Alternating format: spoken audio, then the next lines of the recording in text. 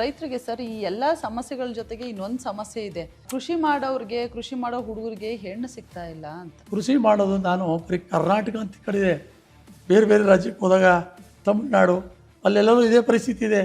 ಒಂದೊಂದು ಊರಲ್ಲಿ ಹುಡುಗರುಗಳು 50 ಜನ 100 ಜನ ಮದುವೆ ಆಗಿ ನಿಂತಿದ್ದಾರೆ. ಮದುವೆ ಆಗಲಿಕ್ಕೆ ಯಾವ ಹುಡುಗಿರು ಒಪ್ತಾ ಇಲ್ಲ. ಯಾಕೆ ಅಂದರೆ ಕೃಷಿಕನ ಮದುವೆ ಆದರೆ ಸಾಯೋ ತನಕ ಕಷ್ಟಪಡಬೇಕು, ಇವ್ರಿಗೆ ಲಾಭ ಇಲ್ಲ, ಸಾಲ ಮಾಡಬೇಕು, ನನ್ನ ಕೋಳಲ್ಲಿರ್ತಕ್ಕಂಥ ಮಾಂಗಲ್ಯನೂ ಮಾರ್ಕೋತಾರೆ. ಅದಕ್ಕೆ ಯಾಕೆ ರೈತರ ಮದುವೆ ಮಾಡ್ಕೊಬಿಟ್ಟು ರೈತರ ಮಕ್ಕಳನ್ನ ಮದುವೆ ಮಾಡ್ಕೊಳ್ಳಿಕ್ಕೆ ಇಷ್ಟಪಡ್ತಾಯಿಲ್ಲ. ಆದರೆ ಕೃಷಿ ಲಾಭದಾಯಕ ಅಂತ ವ್ಯವಸ್ಥೆ ನಿರ್ಮಾಣ ಆದರೆ ಕೃಷಿಕರು ಲಾಭದಲ್ಲಿ ಅವನು ಚೆನ್ನಾಗವನ ಅಂತಂದಾಗ ಹೆಣ್ಮಕ್ಳು ಮದುವೆ ಆಗ್ತಾರೆ. ಒಂದು ಊರಲ್ಲಿ 100 ಜನ 50 ಜನ ಹುಡುಗರು ಭಂಡಾರಿ ನೋಡ್ತಾಯಿದ್ದೀವಿ. ನಾನು ಕೂಡ ಒಂದು ಸರ್ಕಾರಕ್ಕೆ ಲಾಸ್ಟ್ ಬಜೆಟಲ್ಲಿ ಸಿದ್ದರಾಮಯ್ಯನವರು ಬರೆದಿದ್ದೆ, ನೀವು ಒಂದು ಯೋಚನೆ ಮಾಡಿ, ಯಾರು ಹಳ್ಳಿಗಾಡಿನ ಯುವಕರನ್ನ ಮದುವೆ ಆಯ್ತಾರೆ ಆ ಹೆಣ್ಣು ಮಗಳಿಗೆ ಸರ್ಕಾರಿ ಕೆಲಸದಲ್ಲಿ 20% ಮೀಸಲಾತಿ ಕೊಡ್ತೀವಿ ಅಂತ ಒಂದು ಆದೇಶ ಮಾಡಿ, ಆರ್ಡರ್ಸ್ ಮಾಡಿ.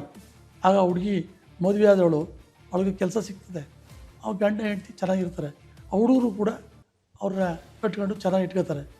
ಅದೊಂದು ಮಾಡಿ ಅಂತ ಹೇಳಿದ್ದು. ಅದ್ರ ಬಗ್ಗೆ ಈ ಸರಿ ಹೇಳ್ತೀವಿ, ಏನು ಮಾಡ್ತಾರೋ ಗೊತ್ತಿಲ್ಲ.